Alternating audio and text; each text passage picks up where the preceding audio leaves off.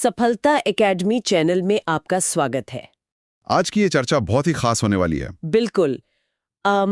कल्पना कीजिए एक ऐसे मेधावी छात्र की जिसने पूरे 1 साल तक हर दिन 12-12 घंटे पढ़ाई की। हाँ, जिसने इतिहास की हर तारीख रट ली हो। एकदम सही।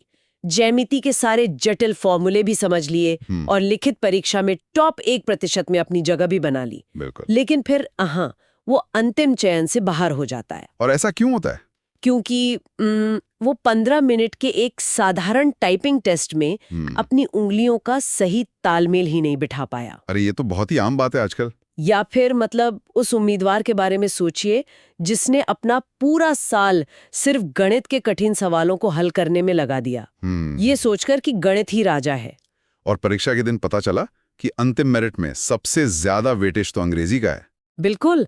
तो आज के इस विस्तृत विश्लेषण में हम प्रतियोगी परीक्षाओं की उसी अदृश्य वास्तविकता को सामने लाने वाले हैं जो अक्सर बड़े बड़े पोस्टर्स और विज्ञापनों के पीछे छिप जाती है। सही कहा। SSC, UPSC, state PSC, banking, railway और डिफेंस जैसी परीक्षाओं की तैयारी करने वाले हर गंभीर उम्मीदवार के लिए आज की ये चर्चा एक आईने की तरह है। तो चलिए इसे थोड़ा विस्तार से समझते हैं। हमारे पास आज जो रणनीतिक दस्तावेज हैं वो सिर्फ ये नहीं बताते कि क्या पढ़ना है, बल्कि इस बात का पूरा विज्ञान समझाते हैं कि कैसे पढ़ना है और किन जानलेवा गलतियों से बचना है। और ये बात बहुत अहम है, क्योंकि जब हम हाल के वर्षों के परीक्षा पत्रों का गहराई से विश्लेषण करते हैं तो एक बिल्कुल नया पैटर्न उभर कर आता है। अच्छा, वो कैसा पैटर्न है? आजकल प्रश्न पत्र सिर्फ ज्ञान का परीक्षण नहीं रहे। प्रश्न 3 स्तरों पर सेट किए जाते हैं। प्रत्यक्ष मतलब सीधे तथ्य वाले सवाल, तथ्यात्मक जो डेटा पर आधारित होते हैं, और वैचारिक जहां सिद्धांतों की गहरी समझ चाहिए। हाँ, वो रटने वाला जमाना अब चला गया। बिल्कुल चला गया। लेकिन जो चीज एक टॉपर को बाकी लाखों छात्रों से अलग करती है वो केवल इन सवालों के जवाब जानना नहीं है, वो है पैटर्न की पहचान और माइक्रो सेकेंड्स में समय प्रबंधन, मतलब टाइम मैनेजमेंट। हाँ, जब एक साधारण छात्र परीक्षा हॉल में सवाल पढ़ रहा होता है तब एक टॉपर उस सवाल के पीछे छिपे पैटर्न को डिकोड और चुका होता है। ये पैटर्न रिकग्निशन वाली बात बहुत दिलचस्प है। लेकिन अगर कोई छात्र अभी शुरुआत कर रहा है तो वो सीधे पैटर्न तो नहीं देख सकता ना? बिल्कुल नहीं। उसे तो पहले एक मजबूत आधार बनाना होगा। ये तो बिल्कुल वैसा ही है कि आप सीधे मैराथन दौड़ने का सपना देख रहे हैं, लेकिन आपने अपने जूतों के फीते बांधना या वार्म अप करना भी नहीं सीखा। एकदम सटीक।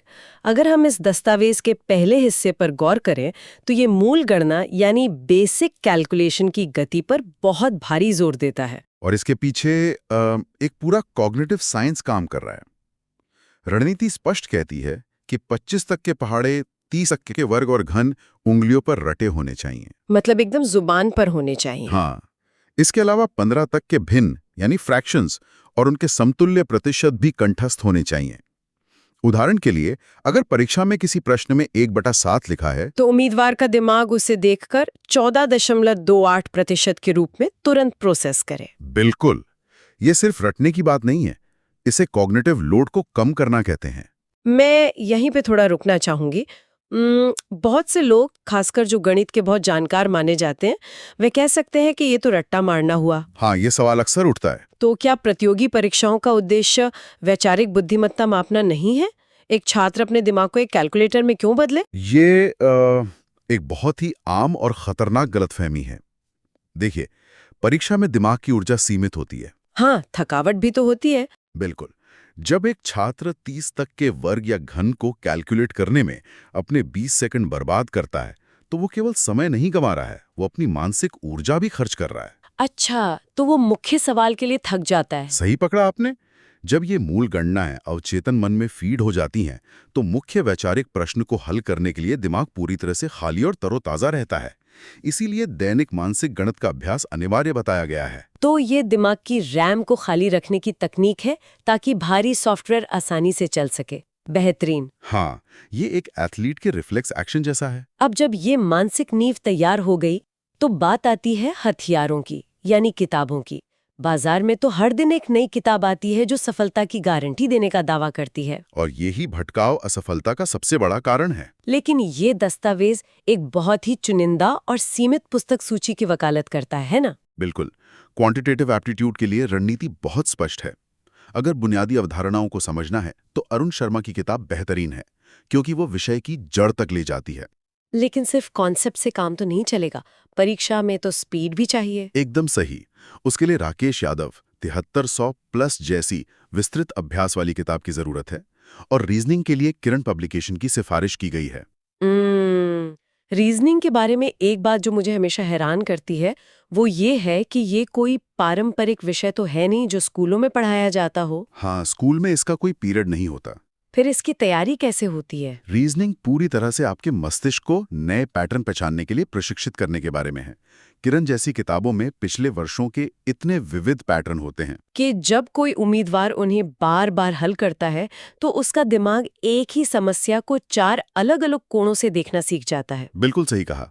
और अंग्रेजी तो कई ग्रामीण और हिंदी माध्यम के छात्रों के लिए एक बहुत बड़ा डर है। अंग्रेजी के डर को दूर करने के लिए इस दस्तावेज ने इसे 3 वैज्ञानिक हिस्सों में तोड़ा है।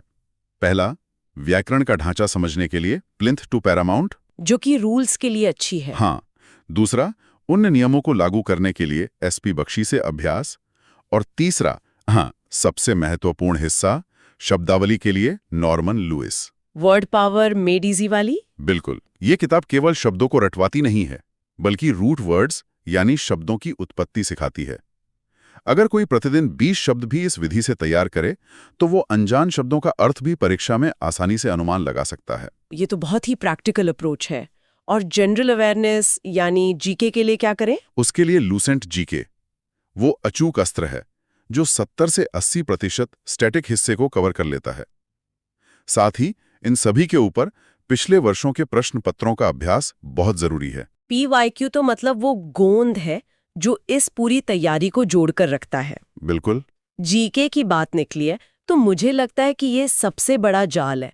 किताबें तो मिल गईं, लेकिन जीके का सिलेबस किसी महासागर जैसा लगता है। ये सच है, सिलेबस बहुत विशाल है। इतिहास, भूगोल, राजनीति, अर्थशास्त्र, विज्ञान, कला, एक उम्मीदवार तो इसमें डूब ही जाएगा। इस महासागर को पार करने की अचूक रणनीति क्या हो सकती है? इस दस्तावेज ने इस महासागर को एक छोटे से स्विमिंग पूल में बदल दिया है। अरे वाह, वो कैसे? एक 4 महीने के बहुत ही सुव्यवस्थित स्टैटिक जीके रोड मैप के जरिए। लक्ष्य ये है कि अगले 4 महीनों में पूर्ण सिलेबस का 90% हिस्सा पूरा हो जाए। लेकिन इसमें एक ट्विस्ट है। कैसा ट्विस्ट? प्राथमिकता केवल 4 कोर विषयों को दी गई है। पहले महीने में इतिहास, दूसरे में भूगोल, तीसरे में राजव्यवस्था और चौथे में अर्थशास्त्र। एक मिनट, विज्ञान कहाँ गया? और वो सारे विविध तथ्य जो अक्सर किताबों के पीछे दिए होते हैं, विज्ञान जैसे विशाल विषय को इन 4 के बाद क्यों रखा गया है? इसके पीछे प्रिडिक्टेबिलिटी का सिद्धांत है। इतिहास या राजव्यवस्था यानी पॉलिटी के प्रश्न एक निश्चित दायरे से आते हैं। हाँ, अगर आर्टिकल याद है तो उत्तर सीधा मिल जाएगा। बिल्कुल। ये 4 कोर विषय परीक्षा हॉल में उम्मीदवार को एक बहुत उच्च आत्मविश्वास देते हैं। विज्ञान या विविध तथ्य कभी-कभी इतने अप्रत्याशित हो सकते हैं कि PhD करने वाला भी जवाब न दे पाए। एकदम सही। इसलिए पहले वो मजबूत करें जो निश्चित है। अंतिम महीना केवल और केवल रिवीजन के लिए होना चाहिए, कुछ भी नया उठाने के लिए नहीं। और करंट अफेयर्स?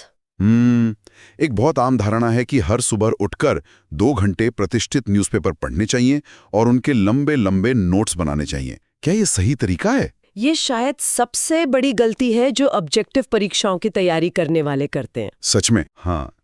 हाल के परीक्षा पैटर्न स्पष्ट रूप से दिखाते हैं कि 5 से 7 प्रश्न निश्चित रूप से करंट अफेयर से आते हैं, जिनके लिए 10 से 12 महीने पुराने घटनाक्रमों का अध्ययन आवश्यक है। और इसमें भी कोई खास महीने होते हैं क्या? बिल्कुल। अक्टूबर से फरवरी के बीच का समय सबसे ज्यादा हाई यील्ड होता है, लेकिन दैनिक समाचार पत्रों पर 2 घंटे बर्बाद करना अपॉर्चुनिटी कॉस्ट के सिद्धांत के खिलाफ है। मतलब उन 2 घंटों में गणित के 100 सवाल हल किए जा सकते हैं। बिल्कुल। इसीलिए रणनीति स्पष्ट कहती है कि मंथली कंपाइलेशन का उपयोग करना कहीं अधिक प्रभावी है।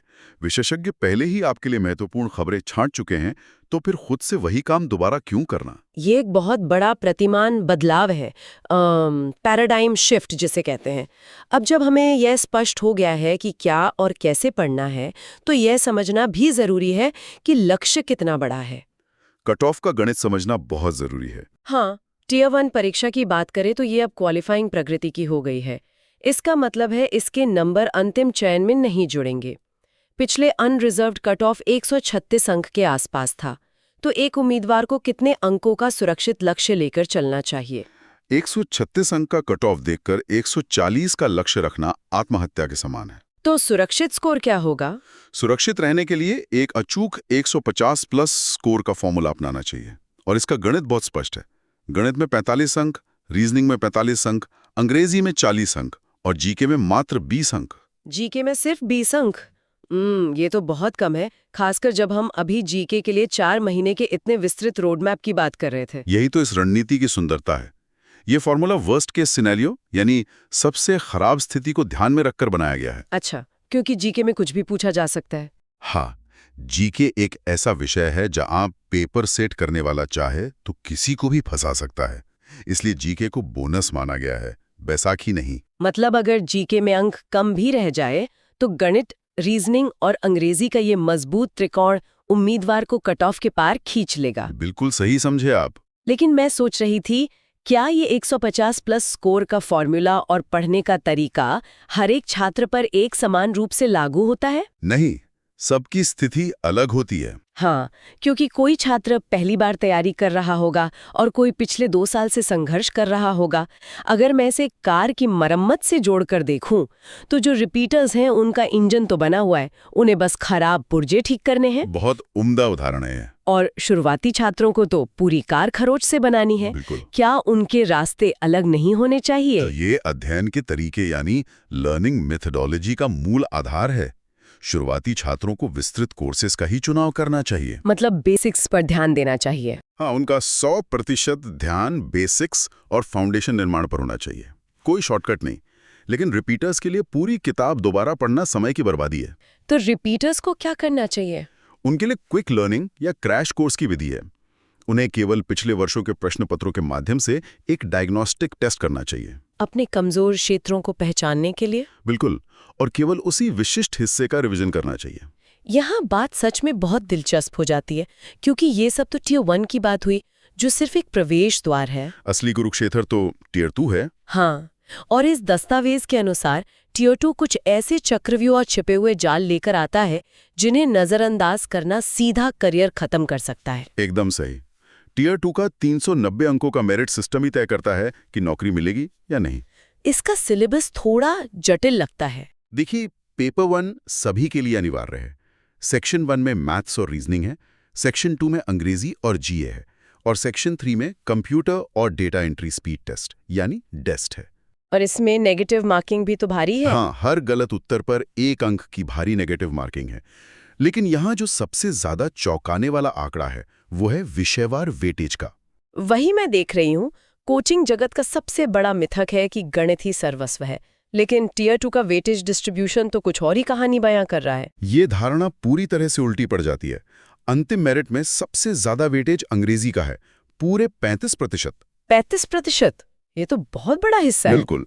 इसके बाद क्वांटिटेटिव एप्टीट्यूड 23%, रीजनिंग 23% और जनरल अवेयरनेस 19% पर आता है। अंग्रेजी का 1/3 से अधिक वेटेज होने का सीधा अर्थ है कि जो उम्मीदवार अंग्रेजी में कमजोर है वो किसी भी हाल में टॉपर की सूची में नहीं आ सकता। बिल्कुल, चाहे उसका गणित कितना भी मजबूत क्यों ना हो। और इसके साथ वो छिपे हुए जाल जिनकी हमने शुरुआत में बात की थी, कंप्यूटर दक्षता और टाइपिंग टेस्ट, ये तो क्वालिफाइंग है ना, तो इस पर इतना तनाव क्यों? क्योंकि क्वालिफाइंग शब्द एक मनोवैज्ञानिक धोखा है। इसे हल्के में लेने वाले हर साल रोते हैं। कंप्यूटर ज्ञान के 20 प्रश्न 15 मिनट में करने होते हैं, जो 60 अंकों के हैं। और असली चुनौती तो वो टाइपिंग टेस्ट है। हाँ, टेस्ट यानी 15 मिनट में कीबोर्ड पर 2000 की डिप्रेशंस।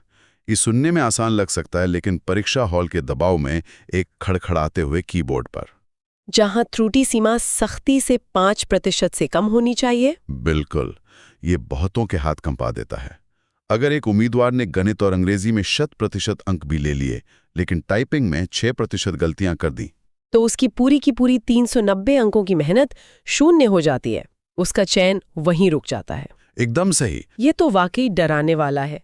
इस पूरे विशाल सिलेबस, नेगेटिव मार्किंग का डर, टाइपिंग की प्रैक्टिस, इन सब को एक साथ कैसे संभाला जा सकता है? इसके लिए तो लोहे जैसे अनुशासन की जरूरत होगी। बिल्कुल। इस भारी भरकम सिलेबस को मानसिक रूप से व्यवस्थित करने के लिए दस्तावेज एक बहुत ही व्यावहारिक, 5 पेज सिलेबस ट्रैकिंग विधि का सुझाव देता है। हाँ, ये विधि बहुत ही असरदार है। ये 5 पेज विधि क्या है और ये कैसे एक उम्मीदवार को भटकाव से बचाती है? ये पूरी तरह से मानव मनोविज्ञान और डोपामीन रिलीज पर काम करती है। एक डायरी के 5 खाली पेज लेने हैं। हर पेज पर एक विषय के सभी टॉपिक्स की सूची बनानी है। अच्छा, एक तरह का इंडेक्स? हाँ, जब पढ़ाई शुरू हो तो अवधारणा को गहराई से सीखें, उसके 65% महत्वपूर्ण हिस्सों के नोट्स बनाएं और जैसे ही वो टॉपिक पूरा हो उस पेज पर एक बड़ा सा टिक लगा दें। अरे वाह, टिक लगाने से तो बड़ा सुकून मिलता है। जो विशाल सिलेबस को देखकर होती है। और फिर क्विज भी तो लगाने होंगे। हाँ, इसके साथ ही फ्री क्विज के जरिए उस ज्ञान की तुरंत जांच भी करनी होती है। यानी आप अपने दिमाग को छोटे छोटे रिवॉर्ड्स दे रहे हैं। और इस सब के लिए दैनिक दिनचर्या कैसी होनी चाहिए? एक गंभीर उम्मीदवार का रूटीन 8 से 9 घंटे का होना चाहिए। इसका वैज्ञानिक आवंटन इस तरह है: क्वांट को 2 से 3 घंटे, क्योंकि वहां सबसे ज्यादा पेन घिसना पड़ता है। और बाकी विषयों के लिए? रीजनिंग को 2 घंटे, अंग्रेजी को 2 घंटे, जीके और करंट अफेयर्स के लिए 1.5 घंटे बहुत हैं। और जो सबसे महत्वपूर्ण है, जिसे कोई टाल नहीं सकता, वो है 1 घंटा मॉक टेस्ट और उसके विश्लेषण के लिए। मॉक टेस्ट की बात करें तो 60 मिनट कब उड़ जाते हैं पता ही नहीं चलता। क्या कोई ऐसी तकनीक है जिससे स्क्रीन पर चल रही उस उल्टी घड़ी के दबाव को कम किया जा सके? इसके लिए सेक्शनल टाइमिंग का बहुत ही कड़ा अभ्यास चाहिए। 60 मिनट का विभाजन पत्थर की लकीर होना चाहिए। जीके के लिए सिर्फ 5 से 7 मिनट। सिर्फ 5 मिनट? क्या ये संभव है? बिल्कुल। जीके में कोई कैलकुलेशन नहीं है। या तो आपको पता है कि पानीपत की लड़ाई कब हुई थी या नहीं पता। हाँ, 10 मिनट स्क्रीन घूरने से जवाब याद तो आएगा नहीं। सही कहा। उसके बाद अंग्रेजी को 12 से 15 मिनट में समेटना है। रीजनिंग के लिए 15 से 18 मिनट देने हैं।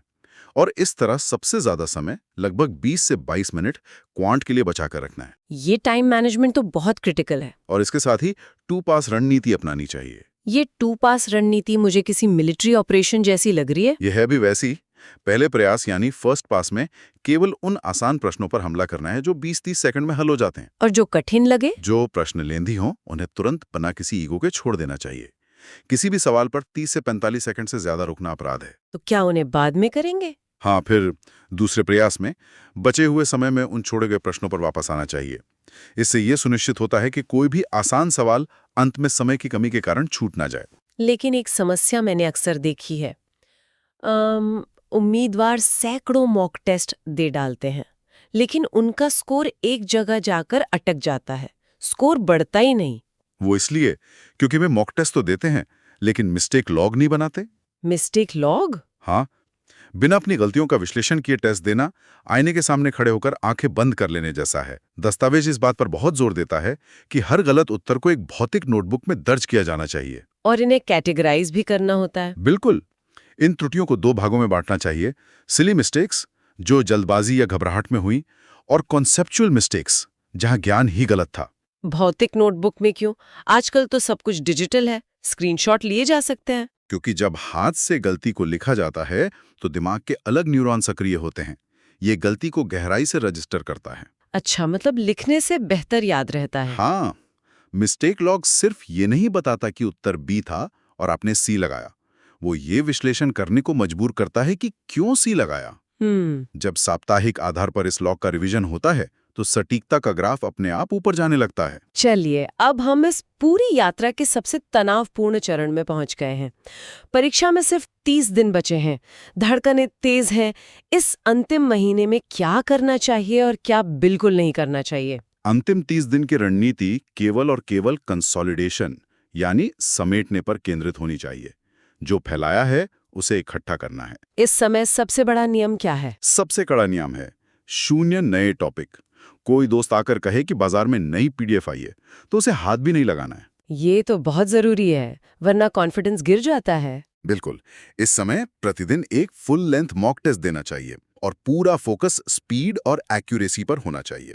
और रिवीजन कैसे करें? बार बार पन्ने पलटना तो बहुत उबाऊ हो जाता है। इसीलिए वैज्ञानिक तकनीकों का सहारा लेना चाहिए, जैसे एक्टिव रिकॉल और स्पेस्ड रिपीटेशन। चीजों को रटने के बजाय किताब बंद करके याद करने की कोशिश करें कि आज क्या पढ़ा। और जटिल चीजों के लिए? उनके लिए माइंड मैप्स या विजुअल नोट्स बनाएं। एक बहुत ही शानदार मनोवैज्ञानिक तकनीक है फ्लैश कार्ड्स का उपयोग, विशेषकर शब्दावली और गणित के फॉर्मूलों के लिए। हाँ, मैंने भी सुना है। और दस्तावेज सलाह देता है कि इनके बैकग्राउंड में लाइट ब्लू हाइलाइटर का प्रयोग करें। लाइट ब्लू ही क्यों? ये तो बहुत ही स्पेसिफिक बात हो गई, क्योंकि हल्का नीला रंग दिमाग की विजुअल मेमोरी को सबसे अच्छी तरह ट्रिगर करता है। ये आंखों को चुभता नहीं है और कॉन्ट्रास्ट पैदा करके जानकारी को लंबे समय तक याद रखने में मदद करता है। ये तो बहुत ही कमाल की टिप है। इसके साथ ही टियर 1 के कोर टॉपिक्स का वेटेज ध्यान में रखना चाहिए।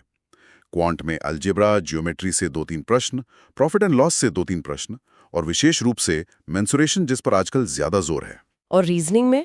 रीजनिंग में एनालॉजी और कोडिंग डिकोडिंग पर पकड़ मजबूत करनी चाहिए। और अंतिम दिनों में जो अंतिम बुलेट्स दिमाग में फायर करनी है, वे क्या होनी चाहिए? अंतिम बुलेट्स के रूप में सबसे महत्वपूर्ण हैं सरकारी डेटा, नई योजनाएं, नवीनतम इंडेक्स और पिछले 6 से 8 महीने के करंट अफेयर्स।